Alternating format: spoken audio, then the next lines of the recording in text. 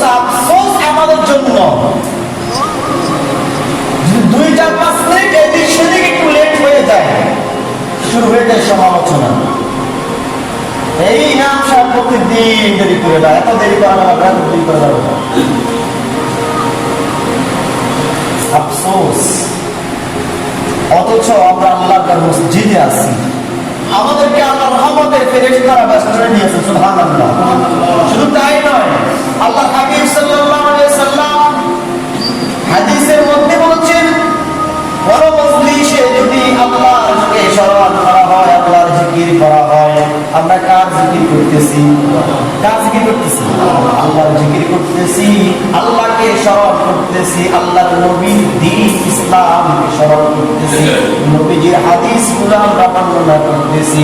আল্লাহর হাবিব সাল্লাল্লাহু আলাইহি সাল্লাম বলেন, এইভাবে যদি কোনো মজলিসে কিছু মানুষ যদি একত্রিত হয়ে আল্লাহকে স্মরণ করে, তাদেরকে আল্লাহ রহমতের ফেরেশতারা বেষ্টনী দিয়ে থাকেন।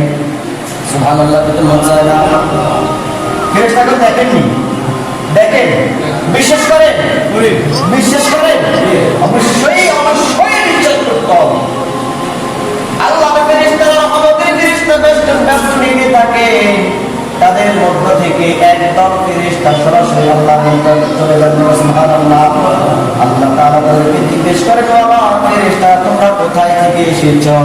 আল্লাহর রহমতের ফেরেশতারা বলেন, রব্বুল আলামিন, আমি আপনার অমুক মসজিদ থেকে এসেছি, অমুক জায়গা থেকে এসেছি।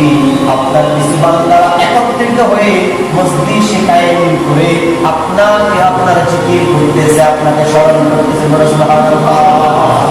আল্লাহ তাআলা তার ফেরেশতাদেরকে জিজ্ঞেস করেন, আমার ফেরেশতারা, আমার এই বান্দারা আমার কাছে কি চায়?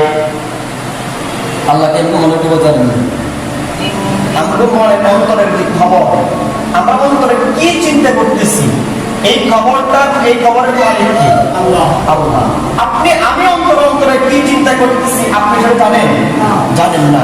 এই অন্তরের মালিক যিনি, তিনি এই অন্তরে কি চিন্তাটা হচ্ছে তিনি সেটা জানেন। তাহলে আমরা যে আজকে এই যে সবার আগে মসজিদে আসলাম, বসলাম, নামাজ পড়লাম, নামাজ আদায় করবো, ইমাম সাহেব যে কথাগুলো বলে, এই কথাগুলো শুনবো মনোযোগ দিয়ে, এর পিছনে শুধুমাত্র কেবলমাত্র একটাই উদ্দেশ্য, দ্বীন ইসলামকে চেনা, দ্বীন ইসলামকে জানা, আমল করে সোজা ইন্তেকালের পরে জান্নাতে যাওয়া। ঠিক কিনা বলেন? এছাড়া তো উপায় ফায়দা আছে আমাদের নাকি? আজকে জুমার নামাজে আসার কারণে আপনাদেরকে পার পিস 1000 টাকা করে দেওয়া হবে, এর উপর অফার আছে? কেউ দিচ্ছেন নাকি? জুমার নামাজ আদায় করলে আজকে পোলাও মাংস দিয়ে খানা খাওয়ানো হবে, আছে তো কোনো অফার? তবে কোনো দুনিয়ার কোনো অফারই নাই। কিন্তু আপনি দুনিয়ার সকল কাজকে পিছনে রেখে আপনি জুমার নামাজকে, জুমাকে, আল্লাহর হুকুমকে আগে দিয়ে আপনি মসজিদে আসছেন, এর পিছনে একটাই কারণ, আল্লাহকে পাওয়া, জান্নাতে যাওয়া। সুবহানাল্লাহ। ফেরেশতাদেরকে আল্লাহ তাআলা জিজ্ঞেস করেন, ও আমার ফেরেশতারা, আমার বান্দারা আমার কাছে কি চায়? আল্লাহ ফেরেশতারা বলতেছেন, আপনার বান্দারা আপনার কাছে আপনার জান্নাত চায়। সুবহানাল্লাহ। আল্লাহ তাআলা ফেরেশতাদেরকে জিজ্ঞেস করে, ও আমার রহমতের ফেরেশতা, আমার বান্দারা কি কখনো জান্নাত দেখেছে নাকি জান্নাতের নাজ নেয়ামত সম্পর্কে কল্পনা করেছে? আল্লাহ রহমতের ফেরেশতারা বলেন, ইয়া রাব্বাল আলামিন, আপনার বান্দারা জান্নাত দেখা তো দূরের কথা, জান্নাতের যে নাজ নেয়ামত আছে, এই নাজ নেয়ামত অসীমকালেও তারা কল্পনা করতে পারে নাই, কিন্তু তারা আপনার জান্নাত দেখেছে। সুবহানাল্লাহ।